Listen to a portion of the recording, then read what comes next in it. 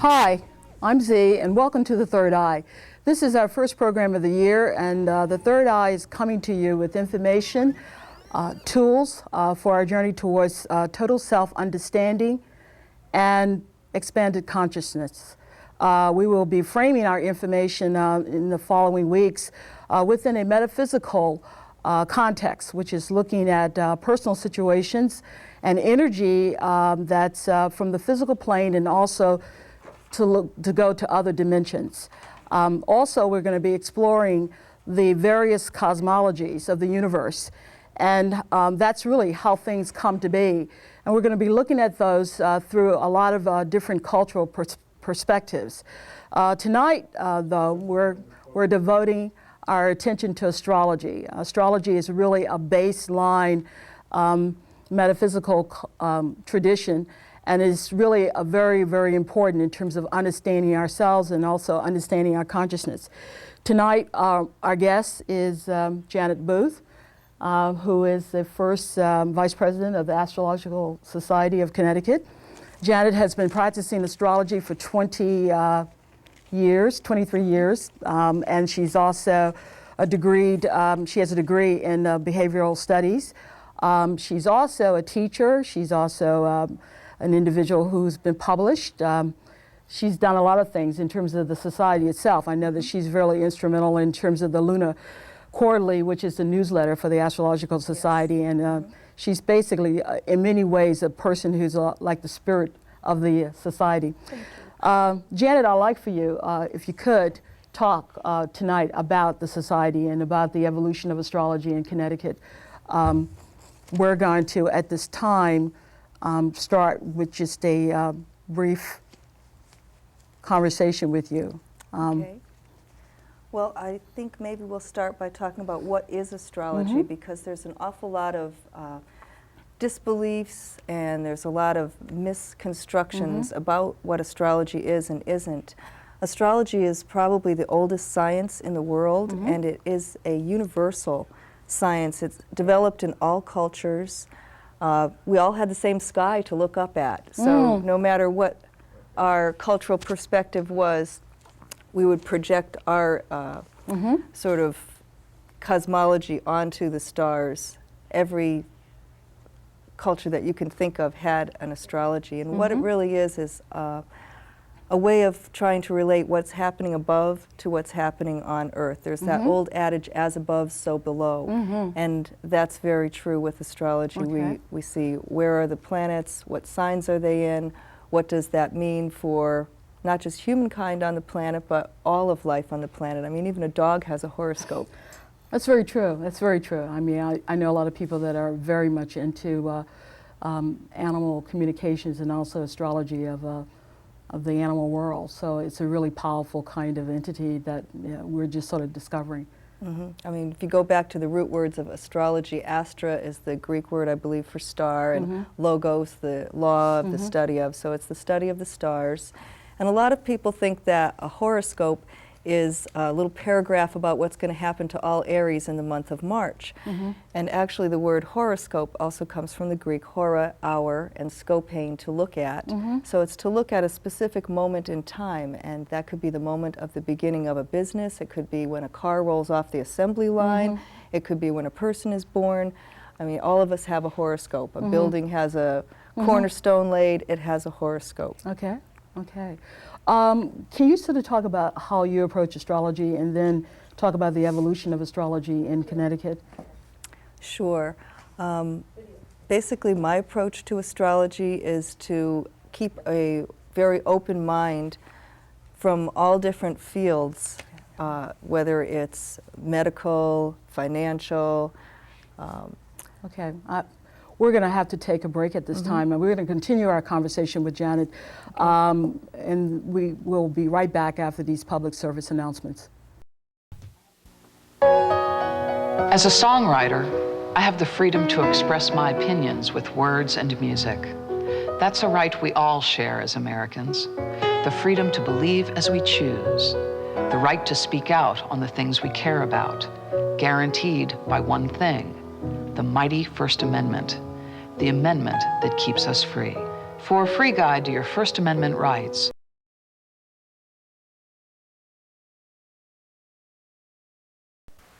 Are your legal problems overwhelming? We can help. If you have questions about tenant rights, employment rights, and unemployment benefits, we can help. If you have credit problems, including wage attachments, bankruptcies, repossessions, bad credit reports, we can help. If you need assistance with child support cases, paternity cases, restraining orders, contempt orders, small claims court, we can help. You may qualify for no-cost legal aid because you cannot afford to be uninformed. You may qualify for no-cost legal aid at New Haven Legal Assistance Association, 426 State Street, New Haven. We're here to help you. We're back. We were talking before we left. Janet was sort of giving an overview of how she approached astrology, and she's going to talk about that a little and then tell us about the Astrological Society of Connecticut. Well, a lot of the work that I've done is with general public, a lot of people who don't have a great understanding of what astrology is, so many of the articles that I've written have been oriented towards the general public rather than towards the astrological professional community. Basically, as I said before, I take a very broad brush approach to the field, and in my personal practice I deal a lot with people who are struggling with their self-actualization issues. They want to try to find, what are their best talents, how to employ those, how to minimize their more difficult sides of themselves, etc. Can you tell us something about the ASC, or Astrological Society of Connecticut? Well, the Astrological Society of Connecticut is celebrating its 25th anniversary this year, and that's pretty significant as far as a state group goes, or any kind of regional group. There are very few groups that are as large, healthy, active, and long-lived as our group. One of the reasons for that is because when they went to create the society in 1972, they specifically tried to find a time when the planetary positions in the heavens were favorable for organization to be successful. And we have a very good chart that was laid down by our founding fathers and mothers. Around the same time that we formed, just prior to our formation, astrology had just been removed from the old blue laws in Connecticut. It had been illegal to practice astrology, and on the same blue law was psychology, and I find that pretty interesting. That is interesting. That until 1971 or two, it was technically illegal in the state of Connecticut to practice psychology. So both of those came off the blue laws at the same time, and I think only recently did sort of the rest of the prognostication field get more liberated. Excellent. If you want to call it fortune telling. We try not to say that we do fortune telling with astrology. Predictions can be made, but I usually like to use the word forecast. It's a lot like a weather forecaster. I mean, the weatherman is not always right 100% of the time. Right. And astrologers aren't either. We're not omniscient, but we do have a good tool to look at what are the energies present at any given time. Right. So in astrology in Connecticut, we formed in 1972, and ever since then we've been here to try to educate the public about astrology. We have a monthly lecture series. It runs sort of like the school year from September to May, meeting on the third Thursday of every month, with the exception being December. We meet on the second Thursday. And those meetings are currently held in Wethersfield at the Keeney Cultural Center on Main Street. It's about a 7:30, 7:45 start time. And for members, it's a free lecture, and for non-members, we do charge a $10 lecture admittance fee. Right, right. For instance, we have our upcoming lecture in this month on March 19th, I believe it is. Yes, it is. I think it is the 19th. Anthony Lewis talking about tarot and astrology and trying to connect the two of those. And that is one of the things that we try to do, is be open to all of the metaphysical arts and to present them along with astrology, although astrology is our main thrust. We have quarterly what we call New Age fairs, and I'll get in a moment to talking about what the New Age means. Some people call these psychic fairs. We have free lectures at them on all kinds of metaphysical topics. We have readers that are doing things like numerology, palmistry, astrology, of course. And we also have a number of vendors of metaphysical type of items. And those fairs are on Sundays 4 times a year.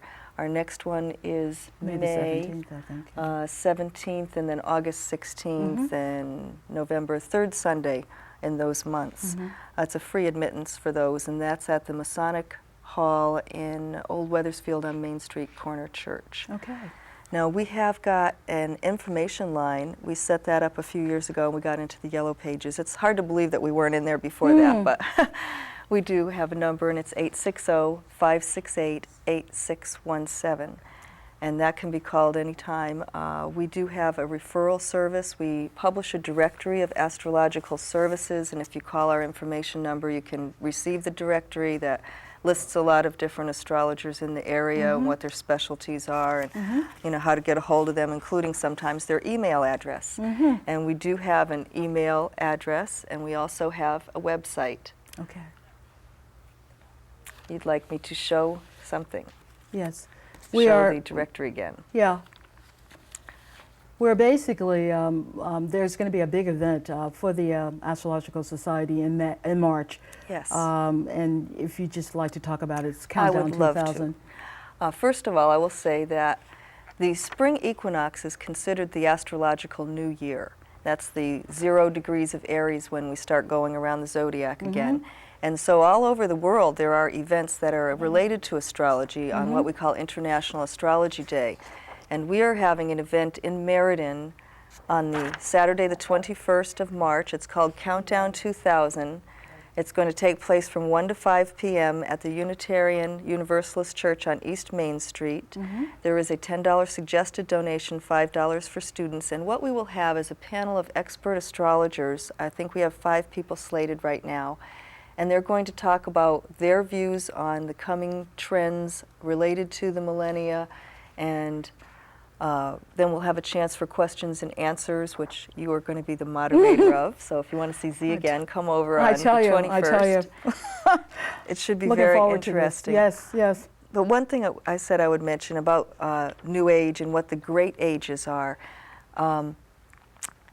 there is a cycle of the different signs that takes place over the course of 25,000 plus years. And within that, it's broken down into about 2,500, 2,600 year segments that relate to each sign. And many people may have heard the term the age of Aquarius, and this is what we say we are coming into now. Actually, there's a lot of disagreement among astrologers as to just exactly when the age of Aquarius will start, has started, etc.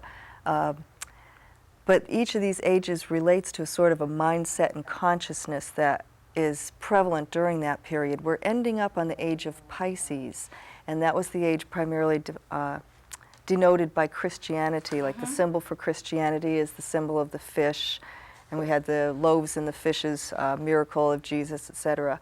And Christianity and Pisceanness has to do with belief and acceptance of things without being seen, whereas Aquarius has more to do with knowledge and individual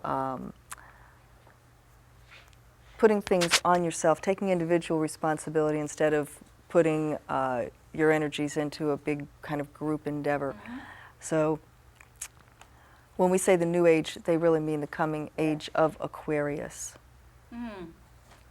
That's really critical, because I think that a lot of people have a lot of confusion around exactly what's going on. That there's so much, I guess you could say, there's a lot of information over the web, in the newspaper, on the radio, the music itself. It's in the collective unconscious or conscious that something's happening. And I think it's really important for people to understand exactly what these particular periods are. So that's part of what we're going to try to do with the Countdown 2000, is to address the age of Aquarius and try to dispel some of the hysteria that's going on around the millennia right now. You know, there's kind of countdown fever, and there's people think it means the end of time, and you get a lot of hoopla. And we'd like to talk more about what can we do as individuals and as a people to help improve things on the planet. okay.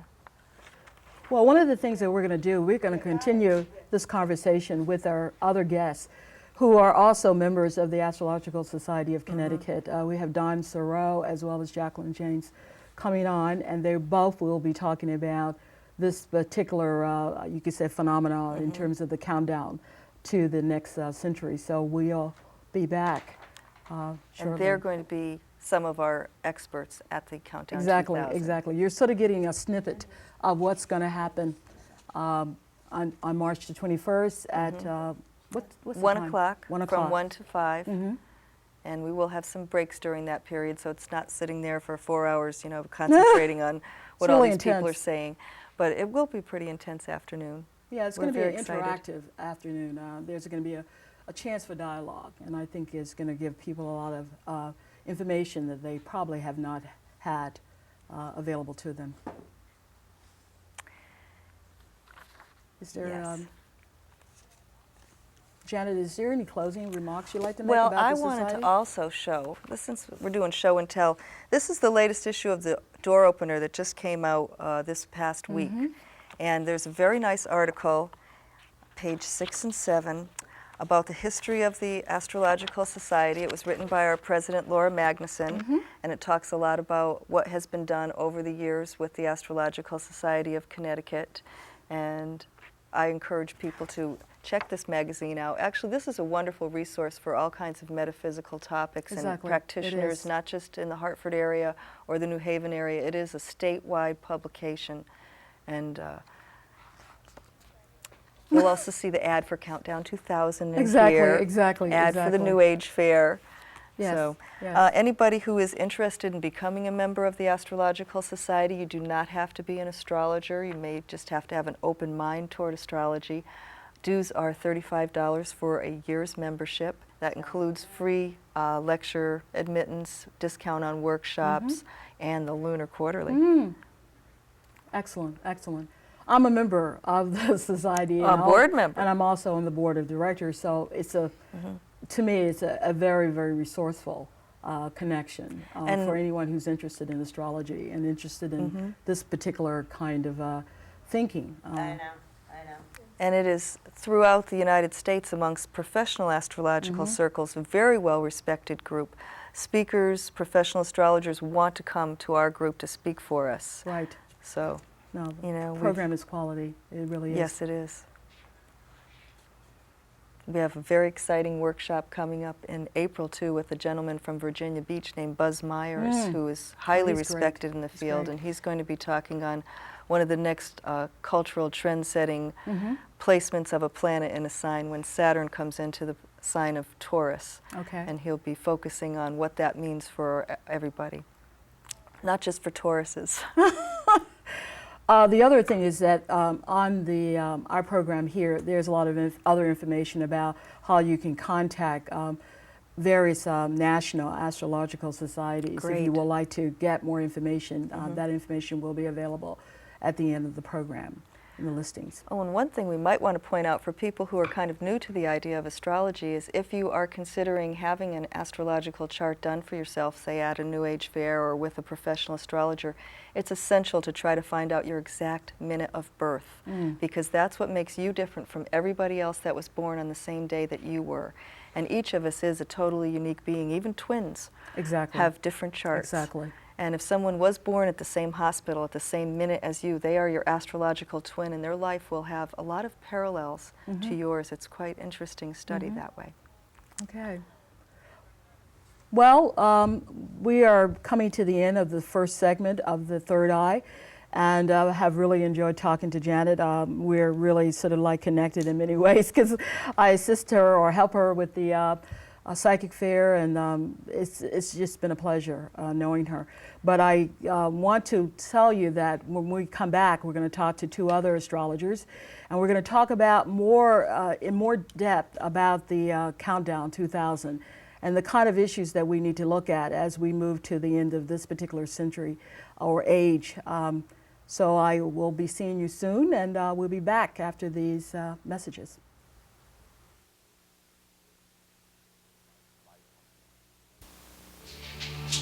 My country. Two very powerful words. Words that convey a sense of pride and belonging. So imagine if you found your country committing crimes against its own people. In many parts of the world, this is the fear families face every day. Families perhaps not unlike yours. In Turkey, a young boy is taken from his family and tortured. In Nigeria, peaceful demonstrators are killed in the streets. In Tibet, nuns are tortured and imprisoned by Chinese authorities. And in some countries, homeless children are murdered by police.